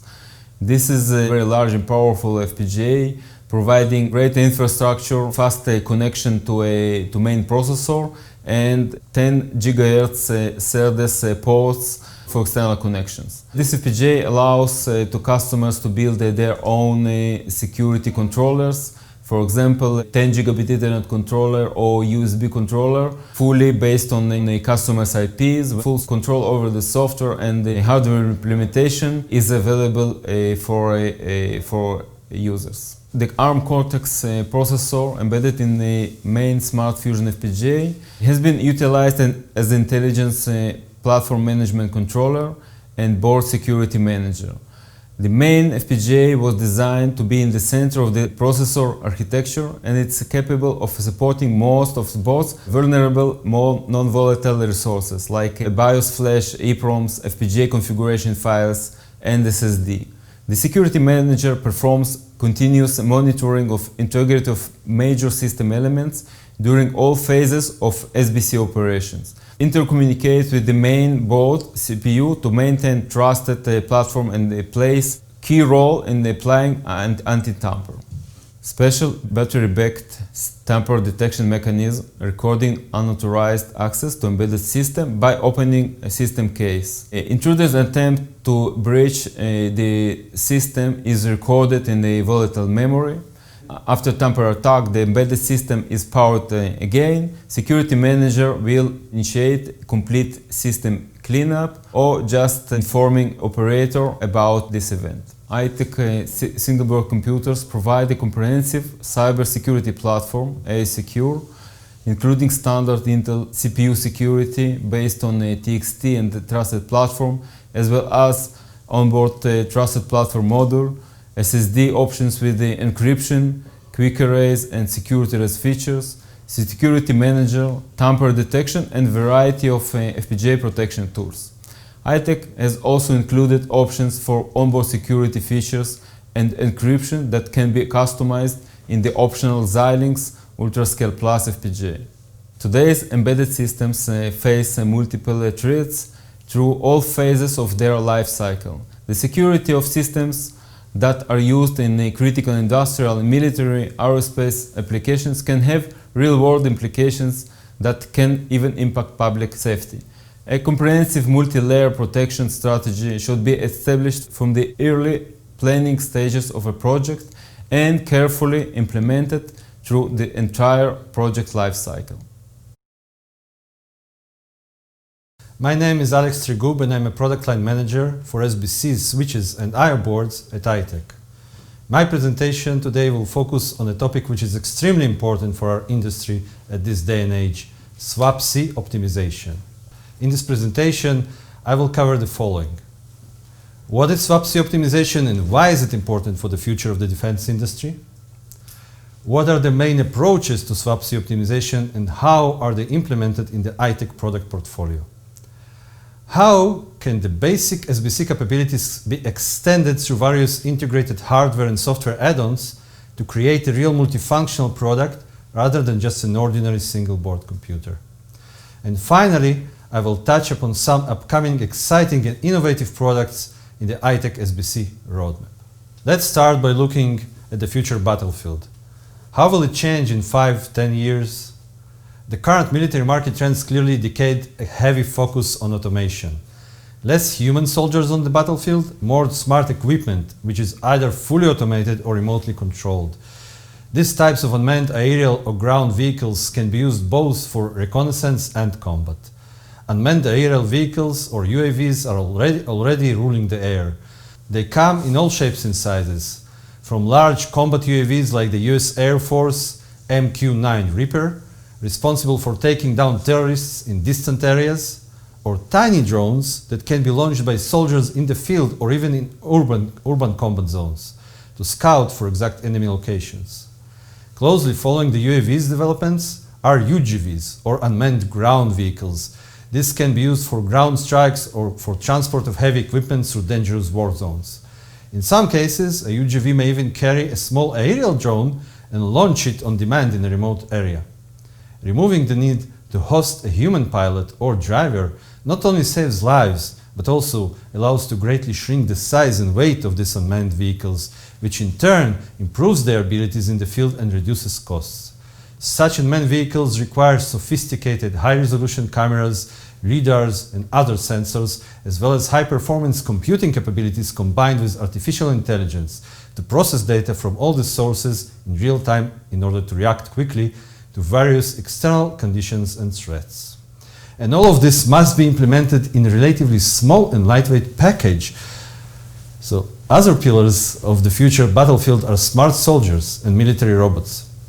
For human soldiers, special wearable equipment will provide augmented reality capabilities to be able, for example, to quickly distinguish friend from foe, and smart sensors that are able to detect an ambush or improve the soldier's aim in situations with limited visibility. It will also help the remote command center to keep better check on all soldier locations and threats in real time, and improve their tactics as battle progresses. Future military robots may serve as soldier companions to carry heavy equipment or clear the way in hard-to-pass areas. Obviously, implementing smart soldier equipment and field robots will require even further shrink in weight and size of the processing hardware, while still requiring advanced computing capabilities. Finally, all these various automated players on the future battlefield must be coordinated through effective communications and automated coordination protocols. So, for example, a drone picking up an enemy activity in a hidden spot will automatically warn the nearby squad of possible ambush. In a joint land aerial strike, the command center can quickly select the most effective way to attack each target in real time, be it an unmanned tank, a UAV, or a nearby human soldier. Such automated coordination system from Rafael in Israel called Fireviewer is already able to shorten the time required to complete an attack and destroy the target by 3 times. So what is SWaP-C and how is it related to the future battlefield? SWaP-C is not a new term. It's getting increasingly important as the size of military equipment keeps shrinking. As I mentioned on the previous slide, unmanned vehicles, military robots, and smart soldier equipment are all becoming increasingly limited in size and weight. So SWaP-C stands for size, weight, power, and cost. And is usually mentioned in the context of optimization of all these parameters or some of them. Size is the most straightforward one. Obviously, if you're building a small aerial drone, you cannot afford to use a racked computer from a traditional military aircraft like F-16, as that computer itself may be the size of the whole drone. Weight is also very important, especially for UAVs, but also for ground vehicles in order to increase speed and agility or maneuverability. Of course, limiting the size of a racked computer will usually also lower its weight, but this also may depend on the specific materials used. Power consumption is another important factor, which affects all others as well. Lowering the power consumption of computing and processing elements of a system helps reduce the size and weight of power supplies and cooling elements, which in turn also reduce both the equipment cost and the energy costs. And the defense market is becoming increasingly cost-aware. In this new reality of COVID-19, defense budgets are more limited than in the past, while the military is required to do more and more with less money and resources.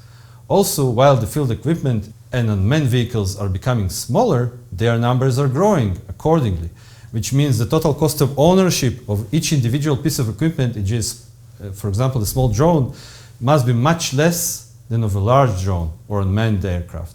All these parameters, size, weight, power, and cost, affect each other and must be carefully taken into consideration all together and each one individually when designing products for this new era of automated and highly effective defense systems. So while thinking about SWaP-C optimization, people usually envision small form factor systems or shrinking of existing equipment to smaller size and weight or smaller overall SWaP-C. This is what I call the same for less approach. This approach works well for small drones and variable soldier equipment, as there is no other choice there.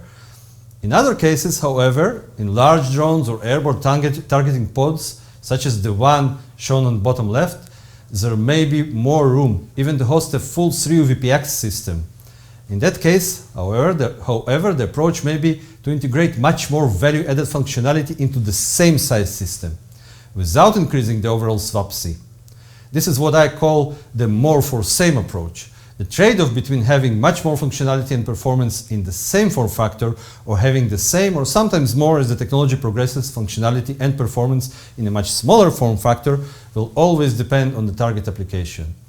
In any case, both approaches are valid and required to build a full product portfolio with SWaP-C in mind. And that is why at Aitech we have a wide product portfolio covering both of these scenarios and are constantly improving and advancing our products in both of these categories. This slide shows some examples of exciting Aitech products adhering to both SWaP-C optimization approaches. On the left, you can see 3UVPX boards and systems under the more for same approach. These boards and systems pack a lot of value-added functionality, performance, and security enhancements through various hardware and software add-ons. I will touch upon this in more detail in the following slides. The 3UVPX systems such as the A19X series are extremely flexible, modular, and customizable. They may host a variety of functions within the same enclosure, for example, one or more high-end SBCs, advanced DPGPU boards, switch and I/O extension boards, all packed into the same 3UVPX chassis. On the right, under the same for less umbrella, you can see various small form factor systems.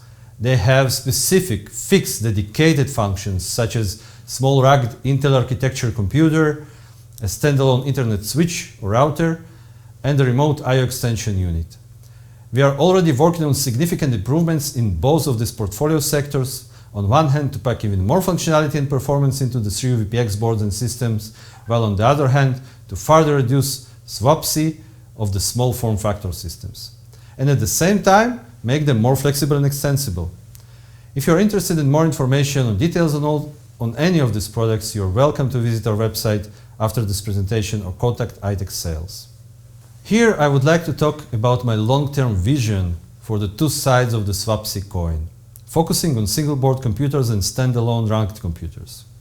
On the slide, you can see a comparison between the different aspects and parameters of each type of products. And as you can see, there are some similarities, but also major differences between the two.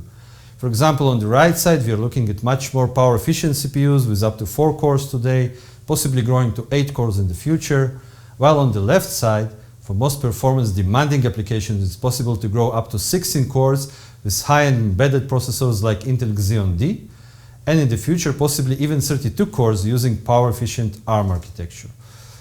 We are definitely looking into both Intel and ARM in the long term, although our focus in the 2021 roadmap is the next generation of Intel processors.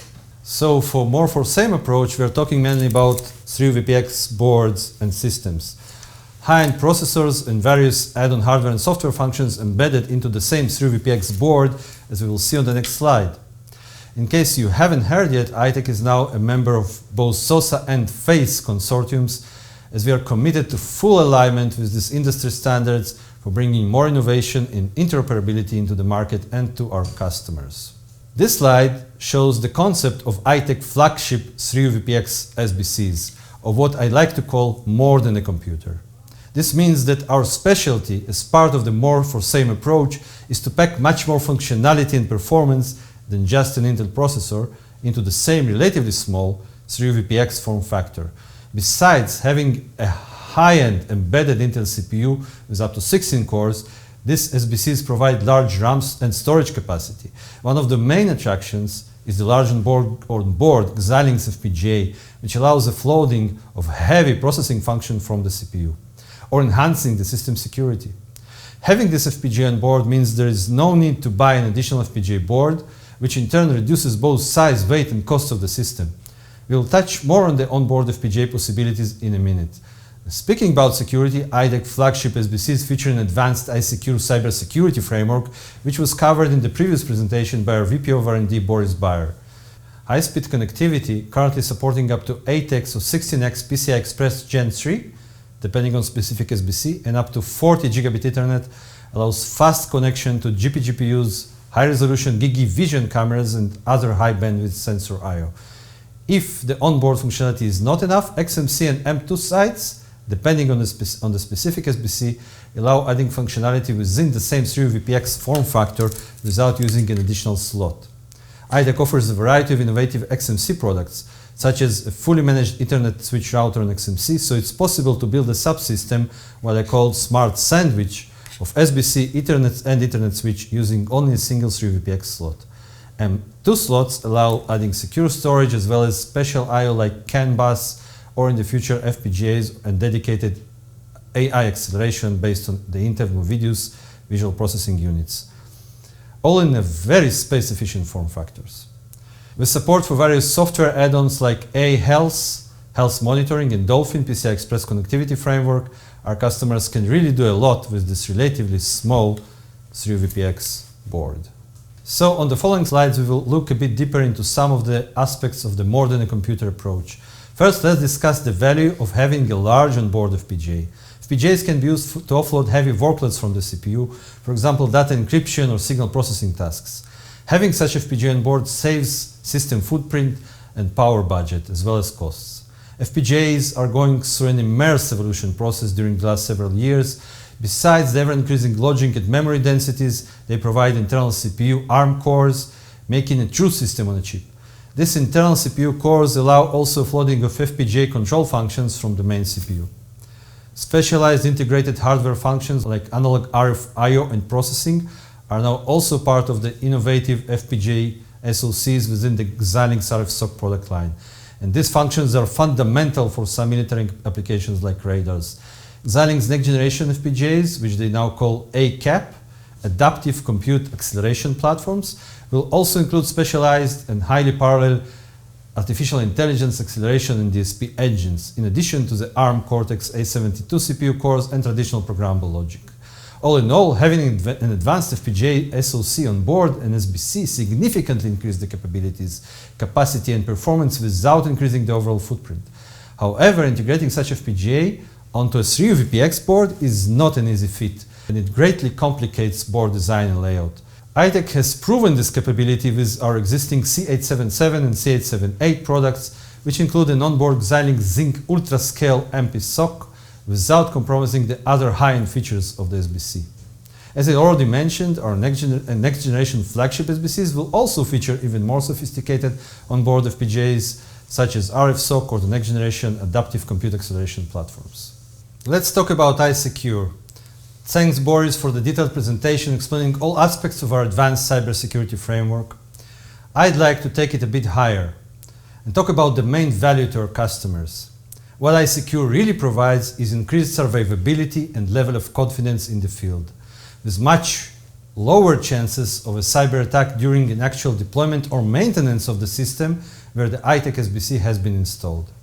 With the defense market adopting more and more advanced technologies from the civil market, these technologies also bring with them more potential cybersecurity issues and holes. So having a secure solution on the battlefield is becoming increasingly important. Not only to protect human lives during an actual battle, but also to protect sensitive or confidential data from being compromised, stolen, or modified for malicious purposes.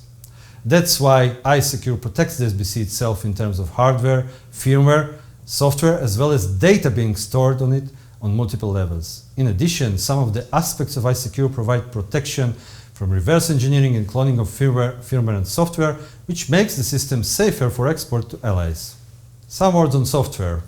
Our goal at Aitech is to increasingly provide more and better value to our customers. And part of this will be done by putting more focus on an investment in software add-ons and solutions going forward.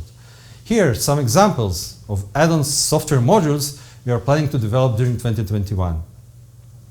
iHealth is Aitech integrated health monitoring solution, which provides a common health monitoring API across our platforms and allows collecting health status from various hardware components, predicting failures, and performing online system performance monitoring. We are going to integrate the PCI Express Fabric Communication Library from Dolphin Integrated Solutions. This library supports high-speed, low-latency peer-to-peer communication between PCI Express devices. It simplifies customer application development and shortens time to market by hiding the complexities and technical details of programming PCI Express devices directly. And finally, as part of our commitment to new interoperable standards, we are going to provide operating system and board support packages options with phase conformance based on WindRiver Linux and VxWorks 653. Here are some examples of how SBC functionality can be further extended through XMC mezzanines. XMC provides a way to add significant capabilities within the footprint of a single 3VPX slot. Some of our most innovative XMC products are managed Ethernet switches like the M620 and the M640, which support Ethernet speeds up to 1 gigabit Ethernet and up to 16 ports on the M620, the fully managed Ethernet switch router on XMC. This creates a very efficient combination of XMC and switch in a single 3VPX slot. The next generation of Ethernet switching technology will support 10 GigE and 40 GigE interfaces and advancing further to 100 GigE based on 25 Gbps SerDes lanes with fully featured Layer 2 and Layer 3 networking capabilities and very fast boot times. In addition, we are working on new graphics and IO extension XMCs as shown on this slide. Now, let's explore the other side of the SWaP-C coin, the same for less approach. Here, as you can see, the main focus is on minimizing the form factor and power consumption and not on performance or integration of multiple functions, although some minimal degree of performance and capacity is still required. And CPU vendors like Intel are able to significantly increase computing performance and add more functionality within the same power envelope, as you will see on the next slide. Some of the products in this category, especially those based on PowerPC architecture, are also DO254 and DO178 certifiable for flight safety critical applications. One of the newest exciting products, which is very relevant to SWaP-C optimization, is the Intel Tiger Lake UP3 system on chip.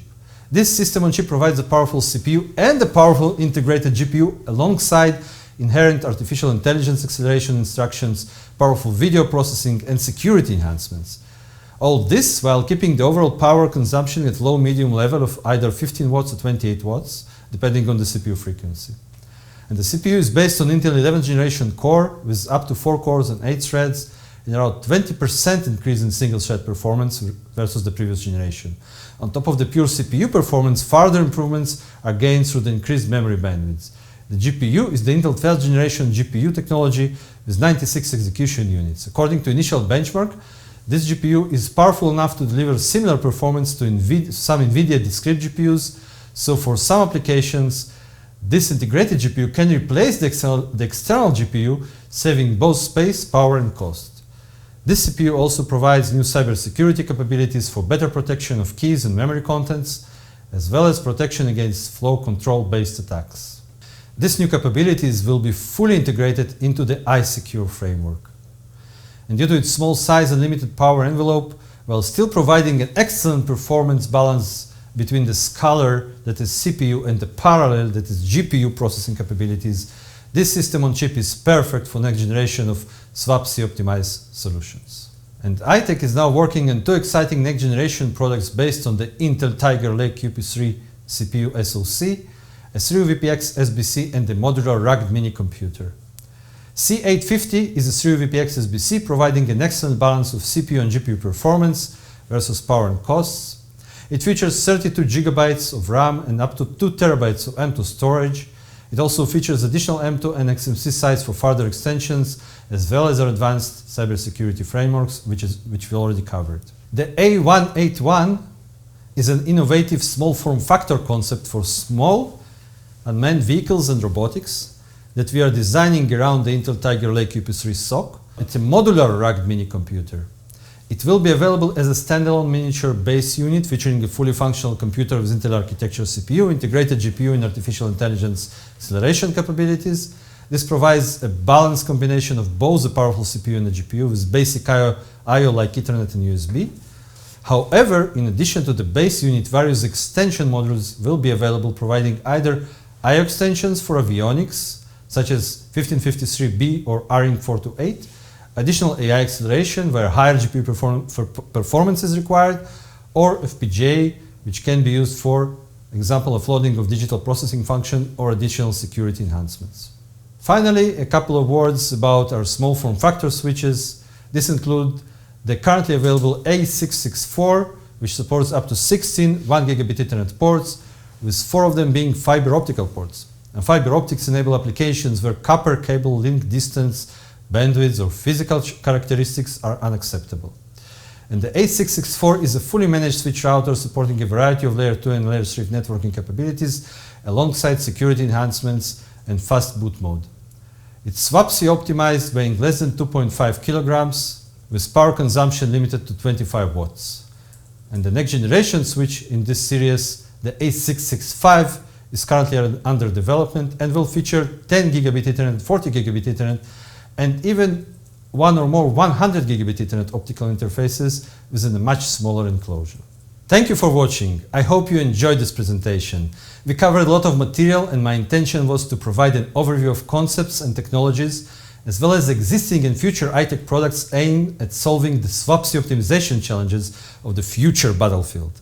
If you have any questions on this or other related topics, or would like to get more information and details about the products I presented, feel free to contact us through the website or the sales channels, or email me directly at the address shown on the slide. Have a good day, stay safe and healthy. Welcome back. I would like to welcome my colleagues here live in our virtual studio to the experts panel Q&A. Dan Moore, Boris Bayer, and Alex Trigub. How can we implement our own cybersecurity features using Aitech hardware? Actually, the AI secure concept is an open frame designed to allow to customers very flexible implementation of their concepts, their algorithms, security algorithms, or encryption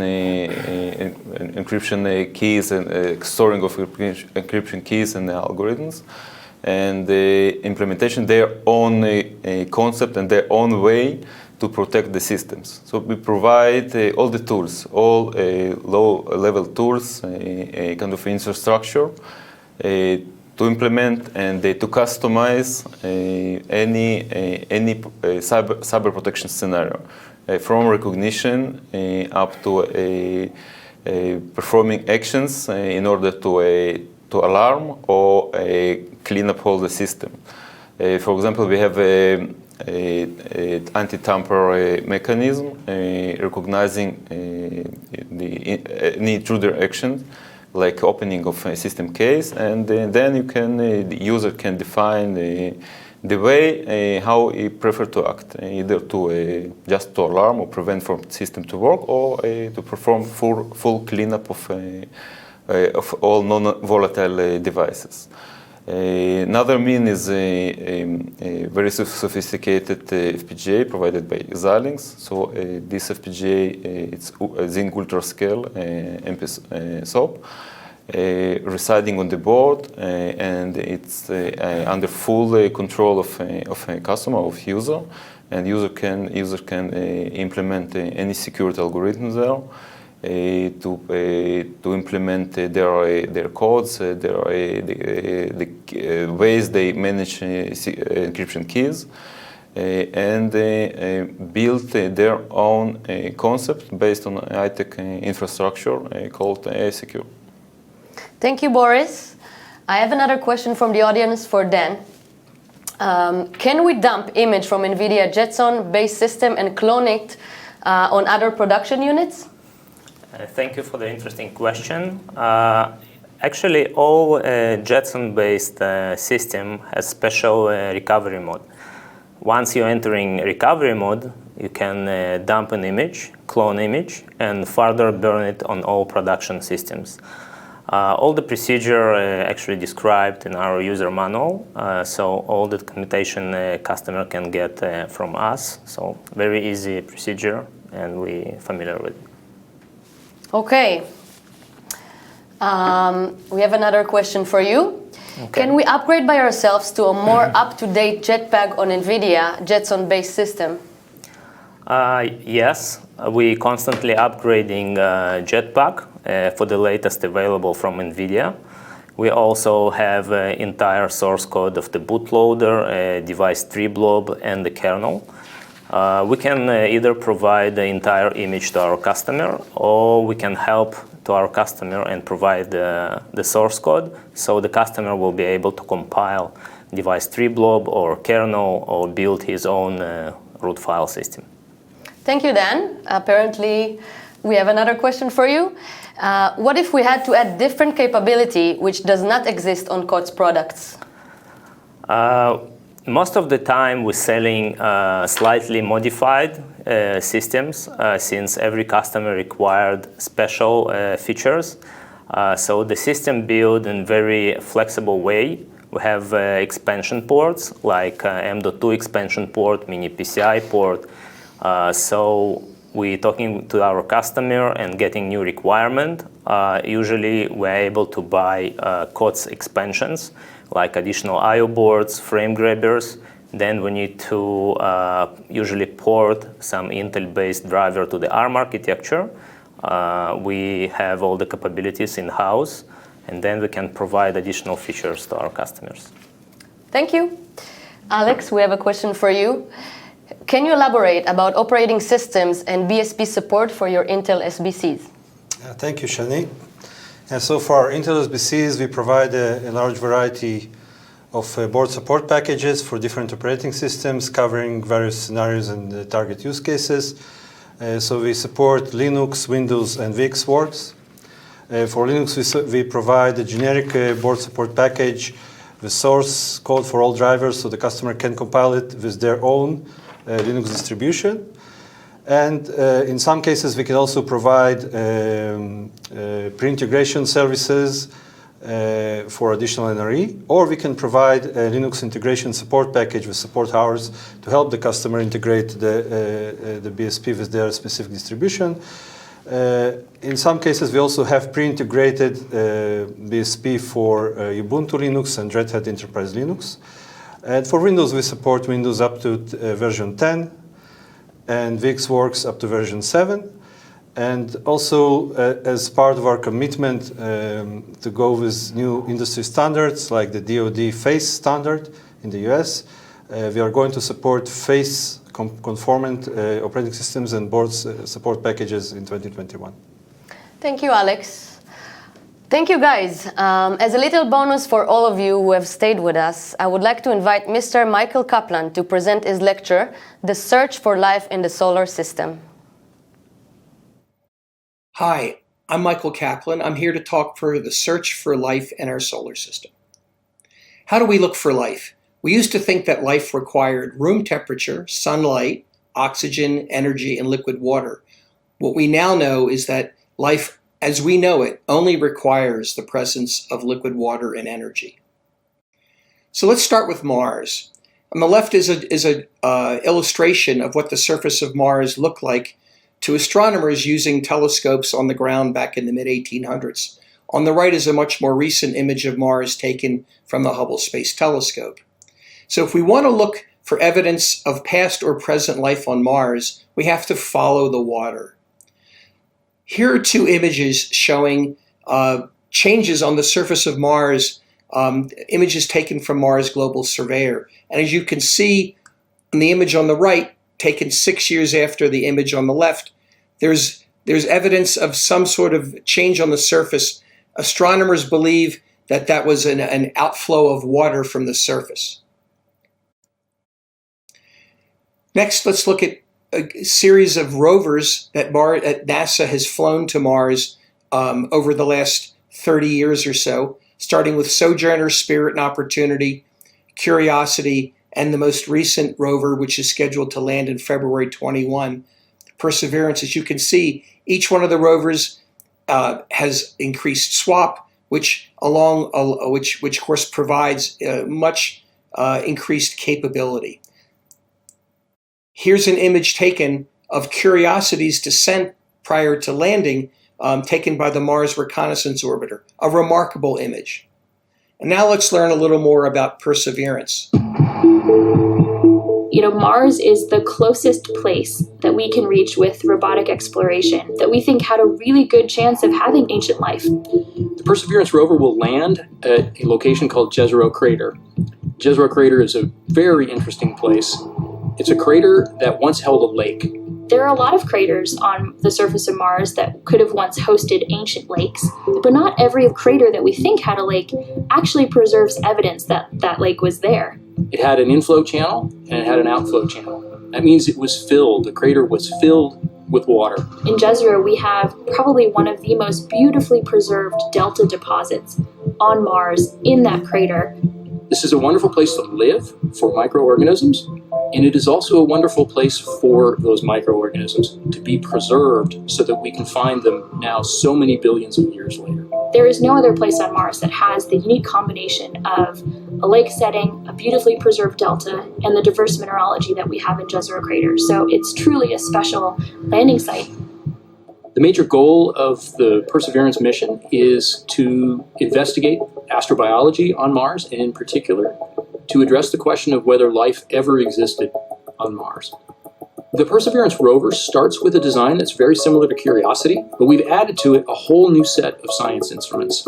And these science instruments were purposefully selected to help us in the search for biosignatures.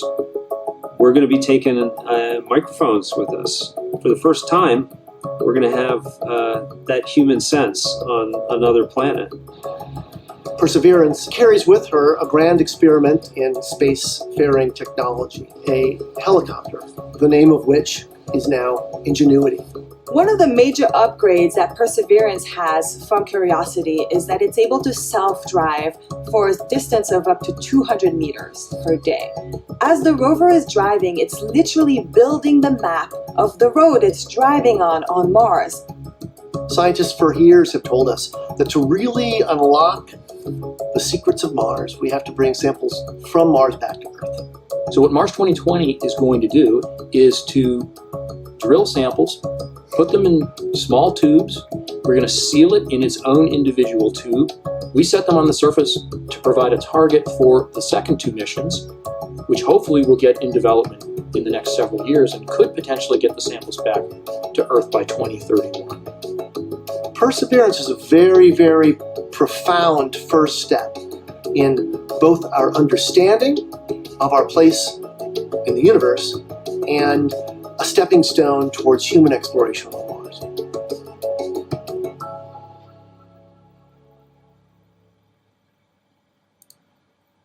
Very exciting new project. So Perseverance is due to land this February, and the question I have to ask everyone is, are we ready to find out what's really happening on Mars?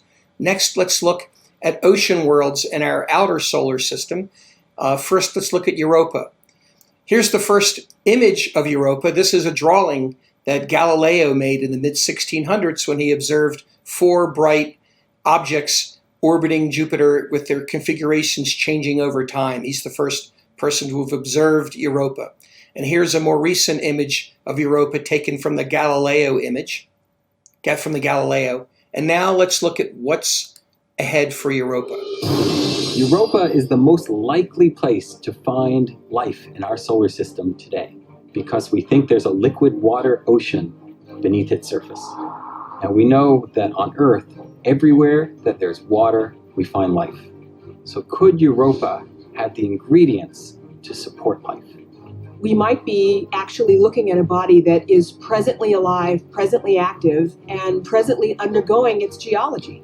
There is too much evidence right now lying around on the surface, the red stuff, that suggests that something's going on there. Is that an environment that is habitable for any sort of life form? By golly, we really have got to go back and figure that out.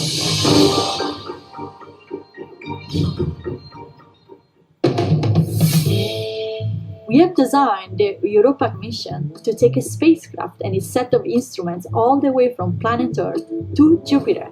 Previous mission concepts were for a spacecraft that would orbit Europa, but Europa is bathed in radiation from Jupiter. Any mission that goes in the vicinity of Europa is cooked pretty quickly.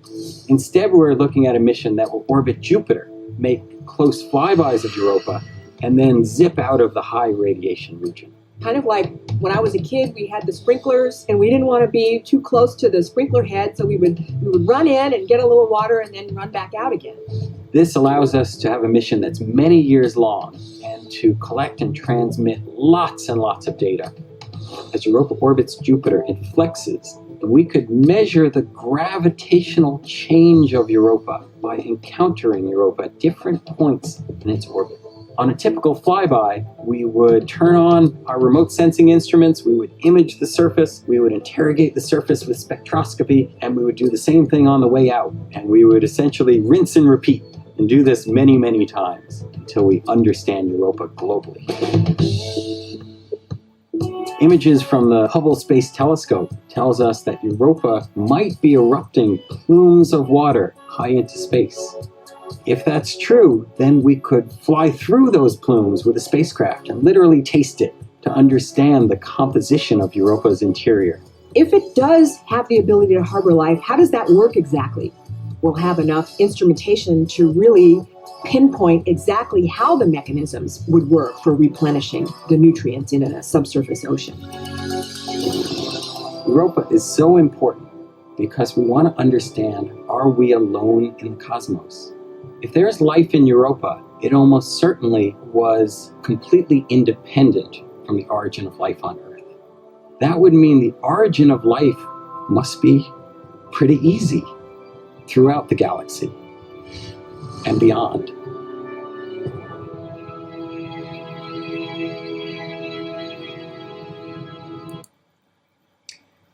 Lastly, we'll talk about Titan. Titan is a moon of Jupiter, of Saturn, excuse me. Here are some images taken of Titan from the Cassini-Huygens probe. And the last thing I'm going to show you here is a mission called Dragonfly, going back to Titan, this time with a UAV. NASA is pushing the boundaries of human knowledge and expanding the limits of technology. I am proud to announce that our next New Frontiers mission, Dragonfly, will explore Saturn's largest moon, Titan.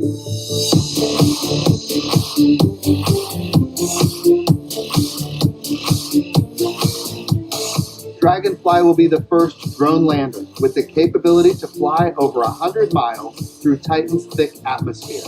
Titan is unlike any other place in our solar system and the most comparable to early Earth. The instruments on board will help us investigate organic chemistry and search for chemical signatures of past or even present life. So we have on Titan opportunity to observe the processes that were present on early Earth when life began to form, and possibly even conditions that may be able to harbor life today. One of the things that is particularly exciting about this mission is that we can do the very detailed chemical measurements, but be able to put them in the context of Titan as a system. It's the science that really motivates us to do this exciting and difficult mission. Go Dragonfly.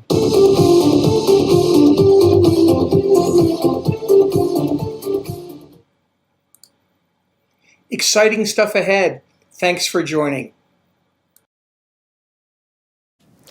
Thank you, Mr. Kaplan. Now, as promised, just before Christmas and 1 minute before we say goodbye, I would appreciate it if you can take a minute of your time to fill in a customer satisfaction survey. We continuously work to make Aitech exactly what you need for your business. Your feedback helps us decide what features to build and what improvements should be made to the services we offer. To help us make Aitech the best it can be, we invite you to click on the link raised on our chat and enter our draw to win a $100 voucher of Amazon. Winner will be announced shortly after the event.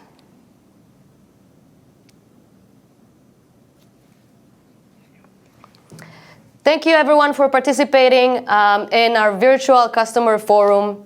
We hope to see you in person very soon.